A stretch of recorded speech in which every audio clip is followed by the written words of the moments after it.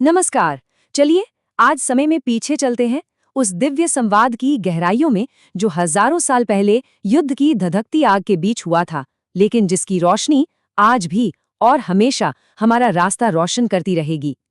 ये कहानी है कुरुक्षेत्र के महासंग्राम की और उस अद्भुत ज्ञान की जिसे हम सब भगवद गीता के नाम से जानते हैं। कभी सोचा है क्या हो जब हमारा धर्म, हमारा कर्तव्य ही हमारी जिंदगी की सबसे बड़ी मुश्किल बन जाए? जब ये तय करना मुश्किल हो जाए कि कौन अपना है और कौन पराया, और जब हमारा अपना ही मन हमारे खिलाफ खड़ा हो जाए। बस ठीक इसी मोड़ से गीता के ज्ञान का सूर्य उगता है। जरा उस पल को महसूस करने की कोशिश करते हैं। कुरुक्षेत्र का वो विशाल मैदान, जहां धरती लाखों योद्धाओं के बोझ से कांप रही है। दोनों तरफ लाखों वीर, एक दूसरे के खून के प्यासे। हवा में तलवारों की खनक है और युद्ध के नारों का शोर। इतिहास का सबसे भयंकर युद्ध बस शुरू ही होने वाला है। और इस महासंग्राम के ठीक बीचों बीच खड़े हैं पांडव पुत्र महान धनुर्धर अर्जुन। पर जैसे ही वो अपने रथ पर खड़े होकर सामने वाली सेना को देखते हैं, जानते हैं क्या होता है?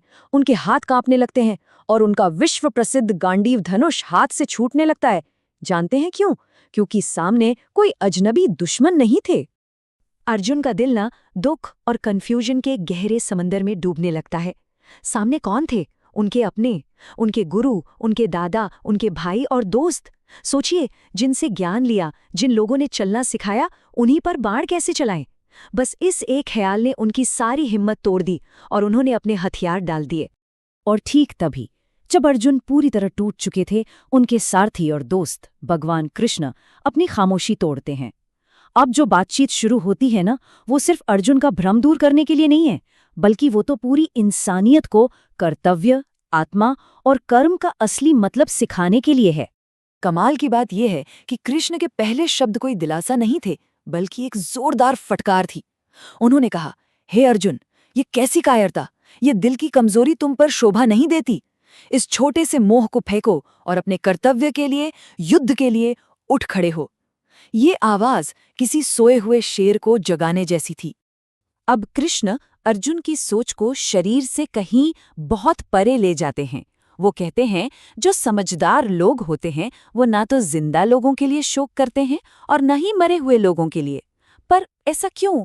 इस सवाल का जवाब दुनिया के सबसे बड़े रहस्यों में से एक में छिपा है। और यहीं से कृष्ण उस परम सत्य से पर्दा उठाते हैं जो हर दुख, हर डर और हर कन्फ्यूजन को हमेशा के लिए मिटा सकता है। और वो सत्य है अमर आत्मा का सत्य। यही वो बुनियाद है जिस पर गीता के ज्ञान की पूरी इमारत खड़ी है। तो आखिर ये आत्मा है क्या?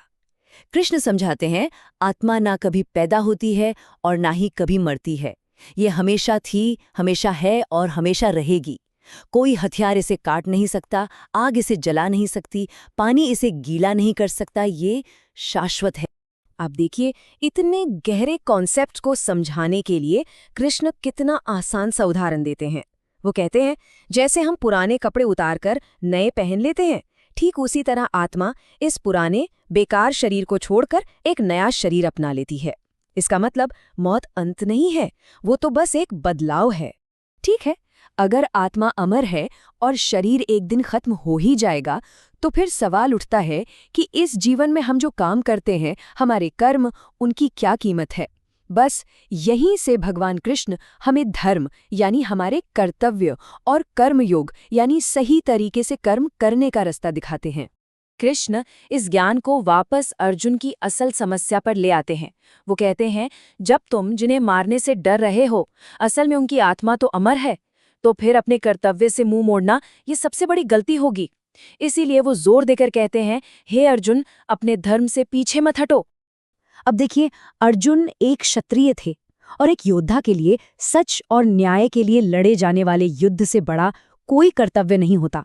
अगर वो आज इस युद्ध से भाग जाते तो वो सिर्फ अपने धर्म का अपमान ही नहीं करते, बल्कि इतिहास में अपना नाम और सम्मान सब कुछ हमेशा के लिए खो देते।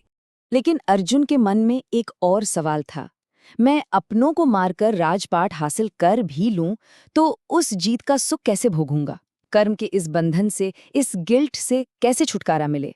इस गहरी शंका को मिटाने के लिए ही कृष्ण ने कर्मयोग का रहस्य खोला। कर्म योग का सिद्धांत सुनने में बहुत सरल है, पर है बहुत गहरा। पहला नियम, हमारा अधिकार सिर्फ अपना काम, अपना कर्म करने पर है। और दूसरा नियम, उस कर्म से क्या नतीजा मिलेगा, क्या फल मिलेगा, उस पर हमारा कोई अधिकार नहीं है। असल में उस फल से लगाव ही तो सारे दुखों की जड़ है। कृष्ण पूरी बात का सार समझाते हुए कहते हैं, बस अपने कर्तव्य पर ध्यान दो, फल की चिंता बिल्कुल मत करो।